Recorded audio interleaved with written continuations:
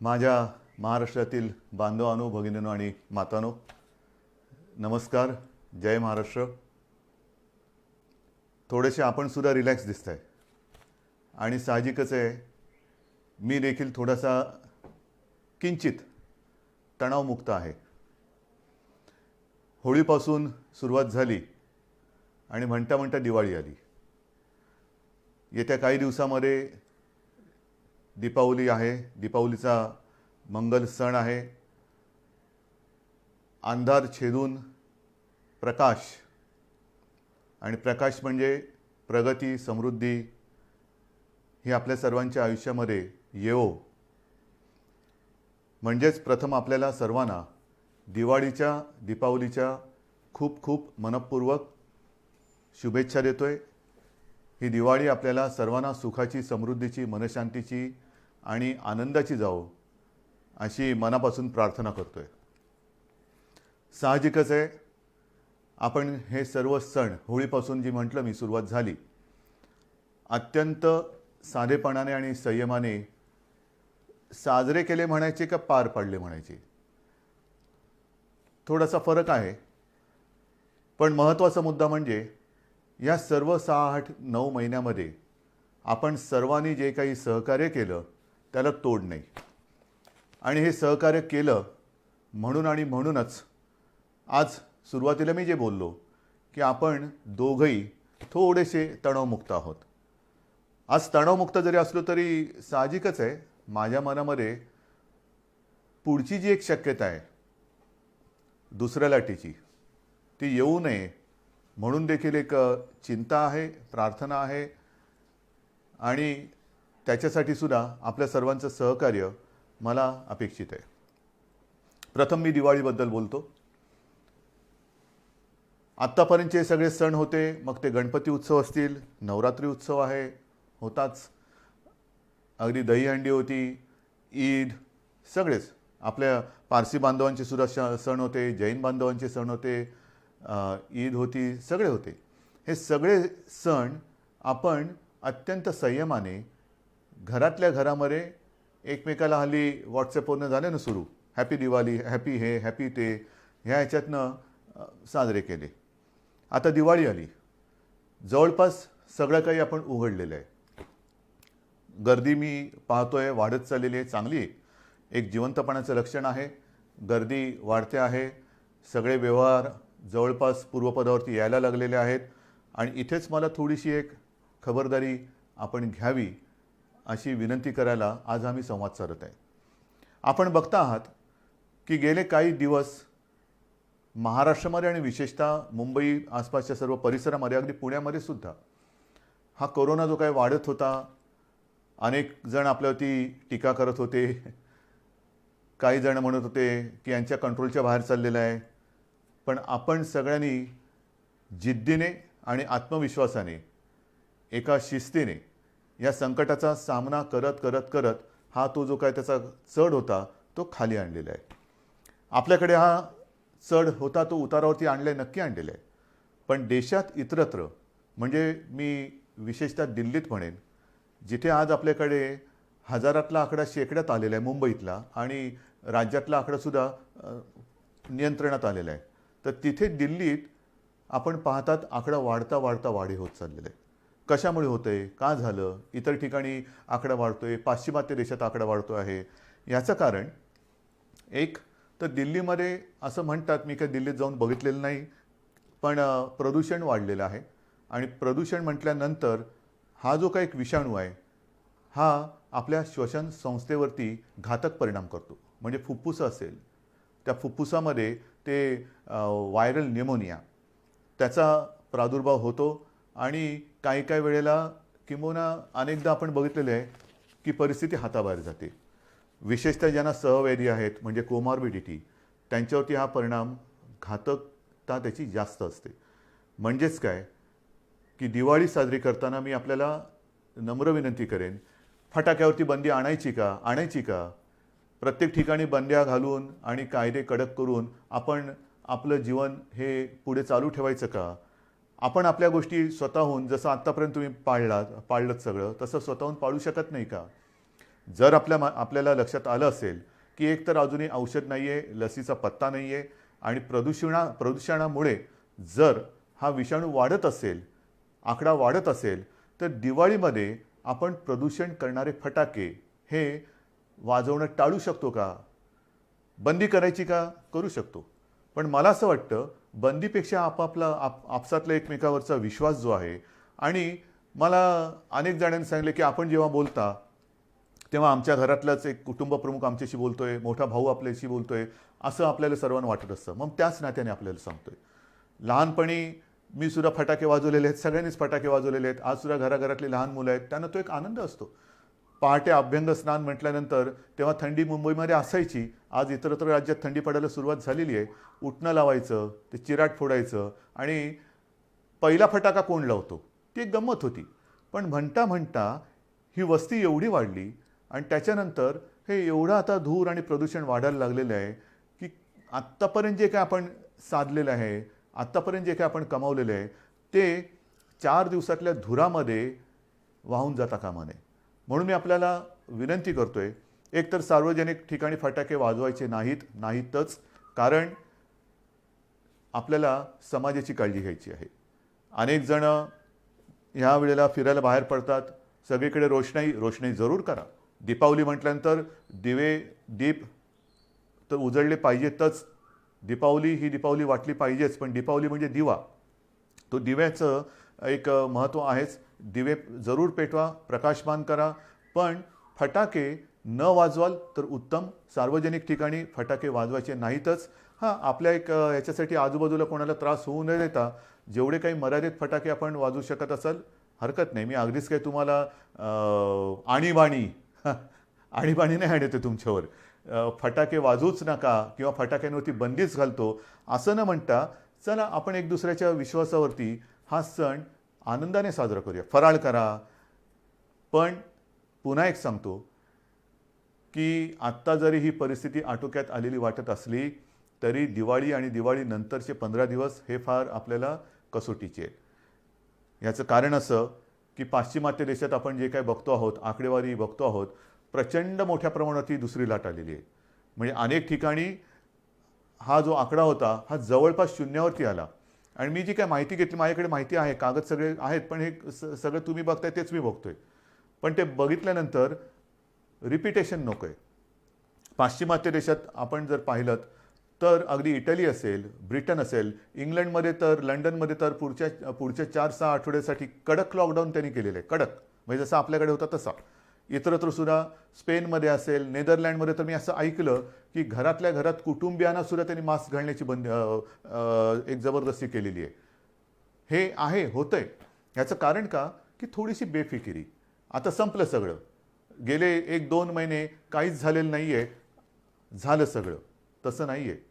तिकडे थंडीचा सीझन सुरू होतोय, त्याच्यात हा आता विषाणू परत वाढीला लागलेला आहे आणि त्या लाटेच्या आकडेवारीकडे जर का आपण बघितलं तर मी म्हणेन ही लाट नाही, ही सुनामी आहे.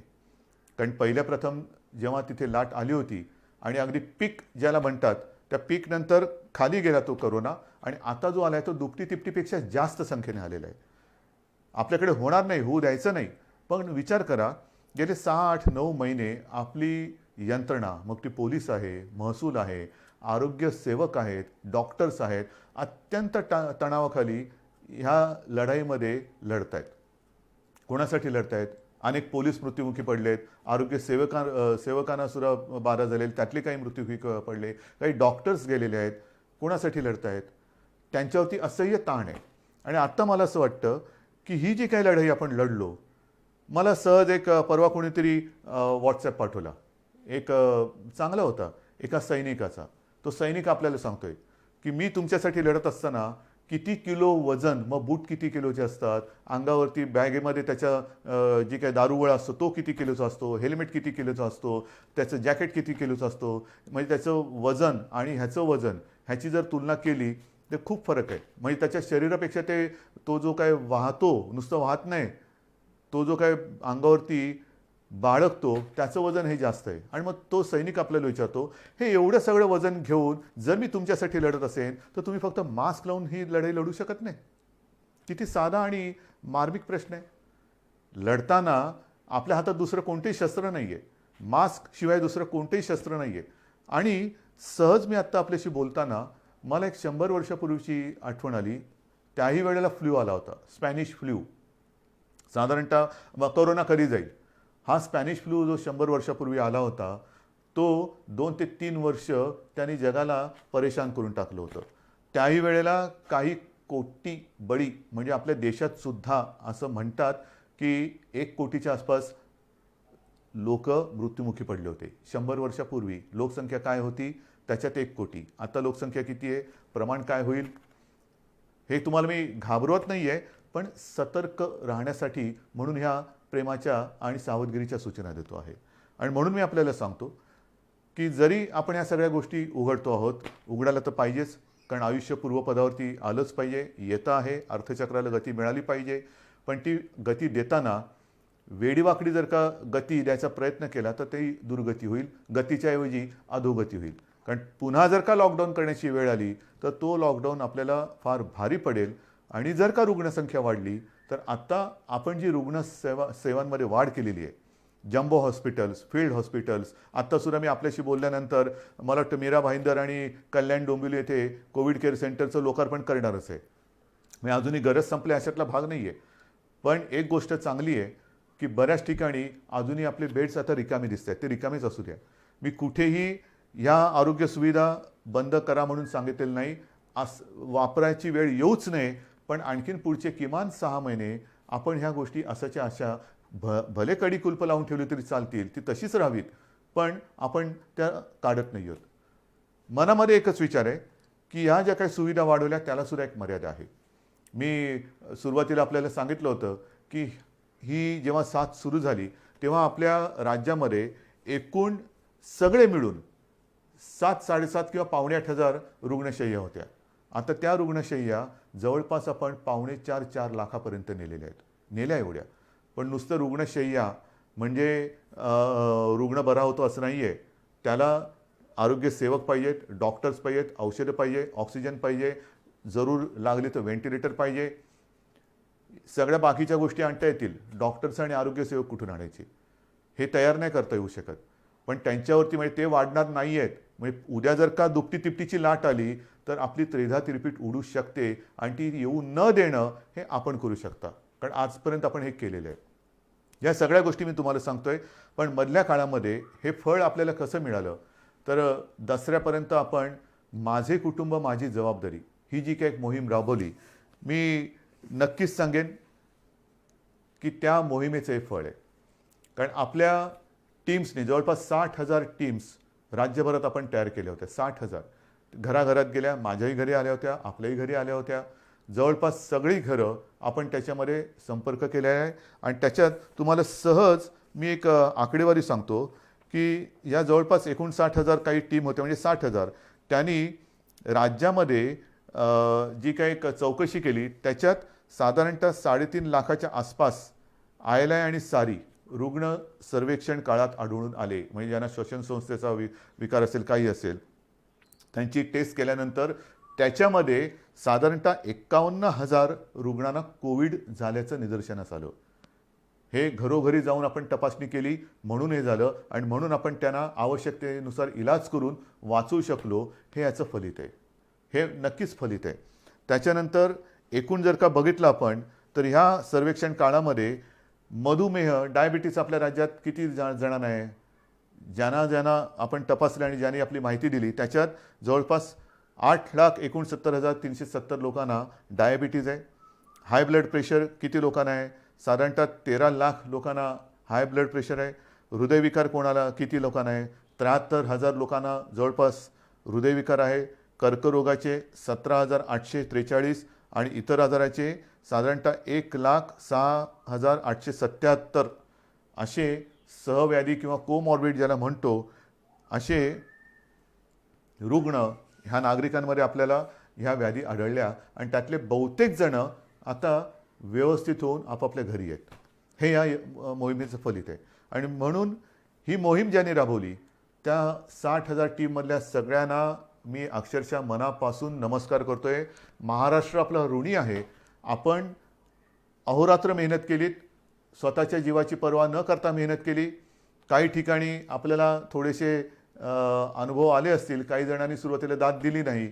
मग त्यांना जेव्हा कळलं की आपल्या भल्यासाठी आहे, मग त्यांनी दरवाजा उघडला आणि आता त्यांना त्यांचा विश्वास आल्यानंतर पुढे या सगळ्या गोष्टी केल्यात. परंतु मी यंत्रणेला सांगितलेलं आहे की हा जो रेकॉर्ड आहे, हा रेकॉर्ड म्हणजे आपल्या राज्याचा आरोग्याचा नकाशा आहे, हेल्थ मॅप.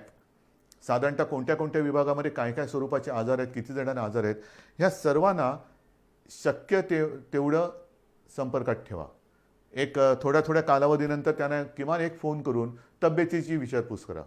आणि ही विचारपूस केल्यानंतर आपल्याला लक्षात येईल की आपण जी मोहीम राबवतो आहोत त्याचा उपयोग आपल्याला नुसतं निरोगी महाराष्ट्र, सुदृढ महाराष्ट्र वाचून होत नाही. महाराष्ट्र त्याच्यासाठी मेहनत करावी लागते. तर ही मेहनत, ह्या मेहनतीचं एक फळ आहे. म्हणून मी या सगळ्यांना धन्यवाद देतोय. आणि त्यांना आणखीन सांगितलेलं आहे की जरा थोडे दिवस थोडी विश्रांती घ्या. पण आता पुढचा टप्पा आहे हा तुम्ही करायचा आहे. ह्याचं कारण असं की जे मी बघतो आहे की मुंबईमध्ये सुद्धा आणि बाहेर सुद्धा मास्क न घालणारी जास्त दिसायला लागलेले आहेत. हे नाही चालणार, अजिबात नाही चालणार. बाकीच्या सगळ्या गोष्टी आपण हळूहळू ओपन करतो आहोत, उघड करतो आहोत. पण मास्क घातला नाही तर त्याला दंड हा केला जाणारच, करावाच लागेल.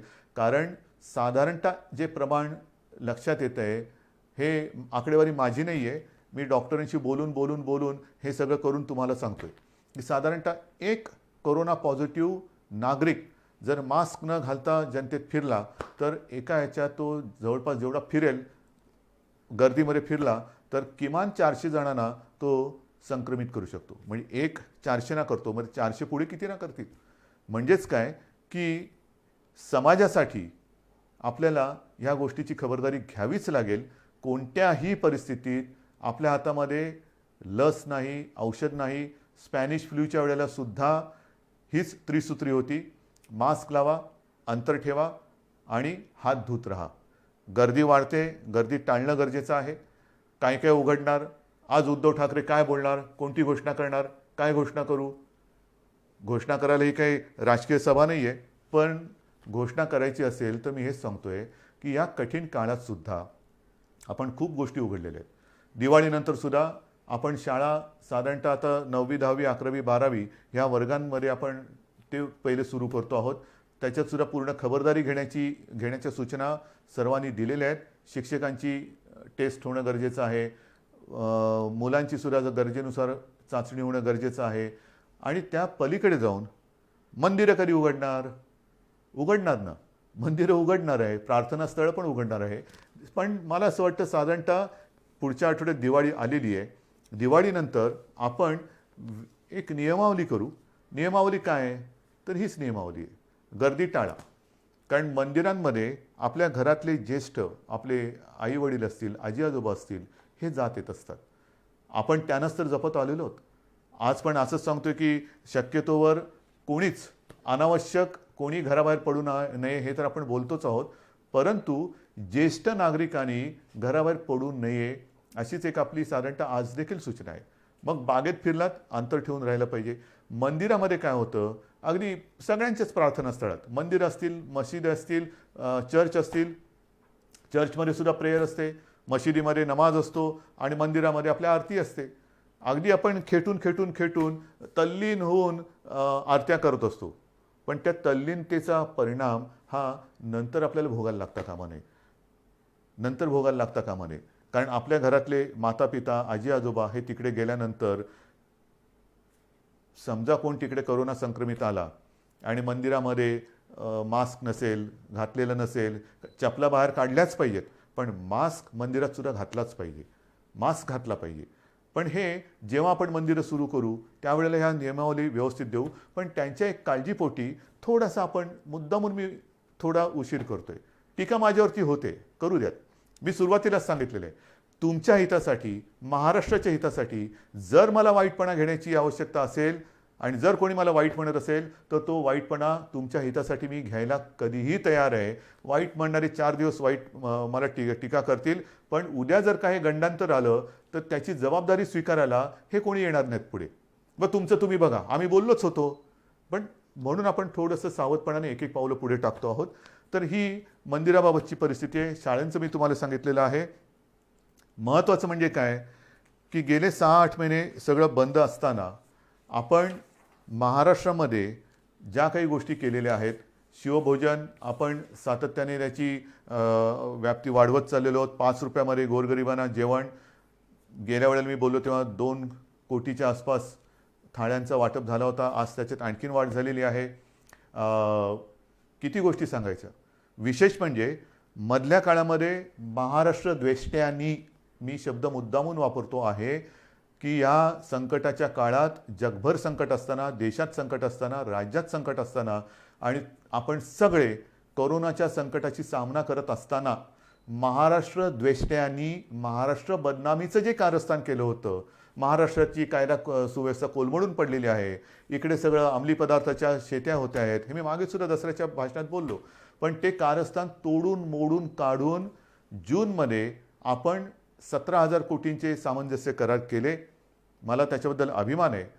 काही विदेशी कंपन्या त्याच्यामध्ये आल्या. नुसते सामंजस्य करार म्हणजे कागदावरती करून, पावसाळा होता म्हणून कागदी होड्या करून सोडल्या नाहीत पाण्यामध्ये.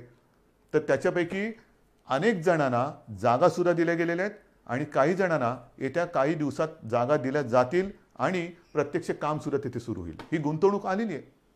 गेल्या आठवड्यामध्ये त्याचं पुढचं पाऊल टाकलं आहे. 35,000 कोटीचे सामंजस्य करार केलेले आहेत. अनेक वेगवेगळ्या क्षेत्रातील देशी विदेशी कंपन्या महाराष्ट्रामध्ये येत आहेत, ज्याचा आपल्याला अभिमान आहे. हे सगळं तुमचं कर्तृत्व आहे. आपण एक महाराष्ट्राची प्रतिमा ही निर्माण केलेली आहे. त्या प्रतिमेचं हे फलित आहे. म्हणजेच लॉकडाऊन म्हटल्यानंतर सगळे कडी-कुलपं लावून घरी नाही बसलो. घरी तर बसलो आहे. माझ्यावरती टीका केली जाते, पण घरात बसून सुद्धा मी हे काम केलेलं आहे. हजारो कोटींचे सामंजस्य करार हे महाराष्ट्रामध्ये केलेले आहेत. गुंतवणूक येते आहे. उद्योगधंदे सुरू होत आहेत. रोजगार निर्माण होतो आहे. मोठ्या प्रमाणावरती अर्थचक्राला आणि अर्थव्यवस्थेला चालना मिळते आहे. हे फार मोठं काम आहे. आणि आता 2 दिवसापूर्वी मुंबईमध्ये मेट्रोचं काम, आता मेट्रो म्हटल्यानंतर तुम्हाला माहिती आहे, कारशेड, आरेची कारशेड कांजूरला नेली, त्याच्यावरनं टीका. त्याच्यावरती सगळी उत्तरं आपल्याकडे आहेत. व कोणीतरी म्हणालं की ही सॉल्टपॅनची म्हणजे मिठागराची जमीन आहे. हे सगळे जे टीका करतायत त्यांना समर्पक उत्तरं देऊ. पण मिठागराची जमीन आहे म्हणणाऱ्याने एक कळत नाही आहे की तुम्ही आमच्या मुंबईकरांच्या प्रोजेक्टमध्ये मिठाचा खडा टाकतात. हा मिठाचा खडा हा त्याचा काय इलाज करायचा तो आहे, पण आम्हीसुद्धा डोळे बंद करून काही कामं करत नाही आहोत. जे मुंबईकरांच्या आणि माझ्या राज्याच्या हिताचं असेल ते टीकेची पर्वा न करता आपण करणार म्हणजे करणारच, कोणत्याही परिस्थितीत करणार आहोत. आणि जसं मी म्हटलं की मुंबईमध्ये सुद्धा आणि इतरत्र महाराष्ट्रामध्ये सुद्धा इन्फेक्शनसाठी हॉस्पिटल ते सुद्धा करणार आहोत आपण. जागा अजून कुठे बघितलेली नाही आहे, पण शोध चालू आहे. कारण हे एक पहिलं संकट आवरू दे आपल्याला. ते सावरल्यानंतर आपण या गोष्टीकडे सुद्धा लक्ष देणार आहोत. माझे कुटुंब माझी जबाबदारीची फलश्रुती आपल्याला मी सांगितली. त्याच्यावरती नंतर मी कदाचित पुन्हा थोडंसं बोलेन. पण आता जवळपास आपण सगळ्याच गोष्टी उघडायला परवानगी दिलेली आहे. सिनेमागृह, त्याच्यानंतर आपली नाट्यगृह ही सुद्धा काही टक्क्यामध्ये उपस्थिती ठेवून, कारण हळूहळू आपल्याला जायचं आहे, ही उघडायला परवानगी दिलेली आहे. जिम, व्यायामशाळा त्या सुरुवात करायला दिलेली आहेत. रेस्टॉरंट सुरू झालेली आहेत. ग्रंथालय, वाचनालय सुरू झालेली आहेत. मुंबईतील सर्व महिलांना लोकल प्रवासाची मुभा दिलेली आहे. आमच्यासाठी लोकल्स कधी सुरू होणार, केंद्राबरोबर बोलणं सुरू आहे. त्याच्यातसुद्धा आपण मागणी करतो आहोत. त्यांच्याकडनं जसजशी परवानगी येते तसतशी आपण लोकल सुरू करतो आहोत. पियुष गोयल जे चांगलं सहकार्य करत आहेत ते सुद्धा लवकर आपल्याला याच्याबद्दल मदत करतील अशी मला खात्री आहे. सगळ्याच गोष्टी आपण सुरू करत चाललेलो आहोत. एक एक गोष्टी सुरू करत असताना पुन्हा पुन्हा माझं एकच म्हणणं आहे की ही लढाई ही आरोग्यविषयक एका मोठ्या संकटाची लढाई आहे. मेट्रोचं जे मी तुम्हाला सांगत होतो ते पूर्ण करतो. मेट्रोचं जे कारशेडचं एक झालं तो विषय वेगळा, परंतु 2 दिवसापूर्वी मेट्रोसाठीच आपण जर्मनीच्या KfW कडनं जवळपास 545 दशलक्ष युरो एवढ्या रकमेचं कर्ज अत्यंत माफक व्याजदरामध्ये आपण ते घेतलेलं आहे. अत्यंत माफक व्याजदर आहे. म्हणजे ही गोष्ट फार महत्त्वाची आहे. आणि त्या कार्यक्रमामध्ये विशेषतः तिथले ते जे जर्मन अधिकारी त्या संबंधित संस्थेचे आणि इथले आपले कॉन्सिल जनरल वगैरे होते, ते आपल्या मुंबई आणि महाराष्ट्राबद्दल जे बोलले ते फार महत्त्वाचं आहे. त्यांनी हेच सांगितलं की आम्हाला महाराष्ट्रात खूप कम्फर्टेबल वाटतं. महाराष्ट्र आणि आपला देश यांच्याबद्दल त्यांना एक आस्था आहे, पण महाराष्ट्राच्या विकासासाठी ते आपल्या सोबत आहेत हे सुद्धा नाही म्हटलं तरी तुमच्या सगळ्या मेहनतीचं हे फळ आहे. शेवटी राज्य म्हणजे काय? राज्य म्हणजे केवळ राज्य सरकार नाही, राज्य सरकार तर असतंच, पण राज्य सरकारबरोबर राज्यातली जनता, एक आपल्याला संस्कृती आहेत, आपल्यावरती संस्कार आहेत आणि इथे टाकलेला पैसा हा उधळला जाणार नाही, तो वाया जाणार नाही, लोकांच्या उपयोगासाठी, जनतेच्या हितासाठी तो वापरला जातो आहे, तसं हे सरकार आहे.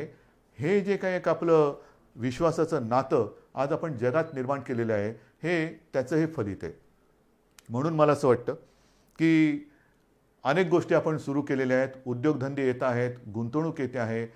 पावसाळा संपलेला आहे, पण पावसाळा संपल्यानंतर साधारणतः पावसाची जी सुरुवात झाली तीच एका तणावाने झाली आणि तो तणाव होता रायगड आणि आपल्या कोकण किनारपट्टीवरती प्रचंड ताकदीने धडकलेलं निसर्ग चक्रीवादळ. साधारणतः जूनपासून पावसाळा संपेपर्यंत कुठे ना कुठेतरी अतिवृष्टी, पूर, वादळं ह्या सगळ्या गोष्टी ह्या येत होत्या. मुंबईला सुद्धा त्यांनी सोडलं नाही पावसाने, पूर्व विदर्भाला नाही सोडलं. काही ठिकाणी पूर नाही आला, पण सतत पाऊस थांबतच नाही आणि त्याचा दुष्परिणाम हा शेवटचा जो अतिवृष्टीचा पाऊस होऊन गेला, मी स्वतः जाऊन बघितलेलं आहे.